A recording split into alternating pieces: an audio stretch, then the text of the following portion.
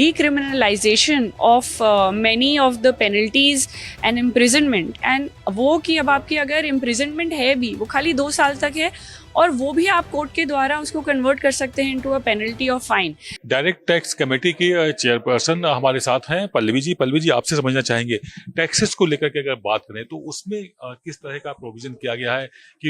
इन उद्योगपतियों को या कारोबारियों को कुछ राहत मिली। सो आदित्य जी, सबसे बड़ी चीज़ तो जो हम पीएचडी चेंबर ऑफ कॉमर्स से गवर्नमेंट से रिक्वेस्ट कर रहे थे, बहुत सारी हमने उनको रिकमेंडेशंस भी दी थी पिछले 2 सालों में, वो ये था कि जो ये बायबैक टैक्स है वो अब इनकम फ्रॉम अदर सोर्स के जैसे टैक्स होता था, अब हमने मांगा था कि रिक्वेस्ट करी थी एक्चुअली कि ये अब हम कैपिटल गेन्स के जैसे टैक्स हो। सो ये बहुत ही अच्छा मूव है गवर्नमेंट का कि इन्होंने इसको कैपिटल गेन्स की रेजीम में वापस ले आए और इसको इनकम फ्रॉम अदर सोर्स से हटा दिया, जबकि जो प्रमोटर ग्रुप है उसको थोड़ा ज़्यादा टैक्स पे करना पड़ेगा, बट एटलीस्ट जो कैपिटल गेन्स रेजीम है, जो माइनॉरिटी शेयर होल्डर है, जो अपनी जमा पूंजी निवेश करता है कंपनी में, अब उसका लाभ मिलेगा और ये कैपिटल गेन्स के जैसे ही टैक्स होगा। That's I think a very good thing. फिर जो मैट टैक्स आप पहले दिया करते थे, जो एक एडवांस टैक्स के तौर में कंपनी दे देती थी और आगे के सालों में आप उसको सेट ऑफ कर सकते थे, वो न्यू रेजिम में सेट ऑफ अवेलेबल नहीं था। तो हमने रिक्वेस्ट करी थी अगेन और रिकमेंडेशन भी दी थी कि उसको किसी ना किसी तरीके से एक लॉस नहीं हो जाना चाहिए एक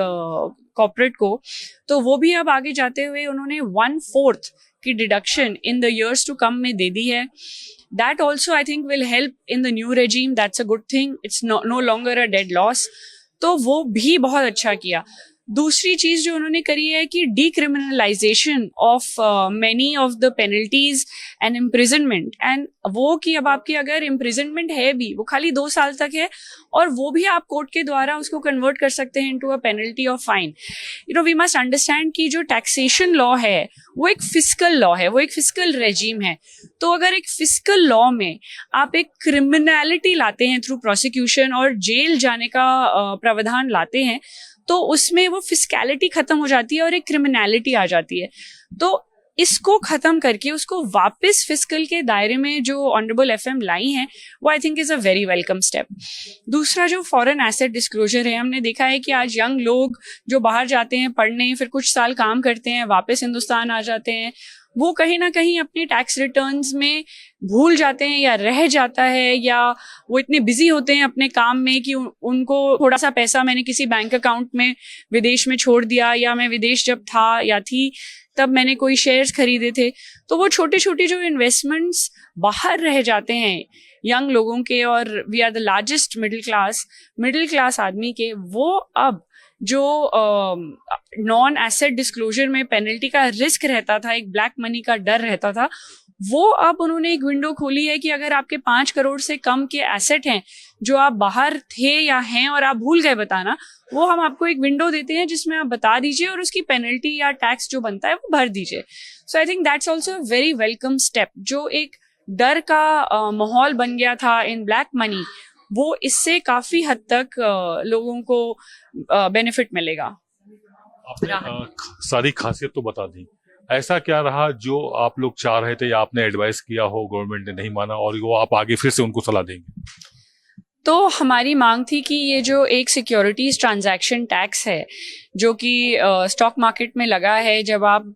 परचेज और सेल करते हैं लिस्टेड सिक्योरिटीज की, इसकी अगर हिस्ट्री देखी जाए तो ये जब ये आया था क्योंकि कैपिटल गेन्स टैक्स नहीं था। तो गवर्नमेंट इस एसटीटी के माध्यम से एक टैक्स कलेक्ट कर रही थी लोगों से जो स्टॉक मार्केट में इन्वेस्ट कर रहे थे,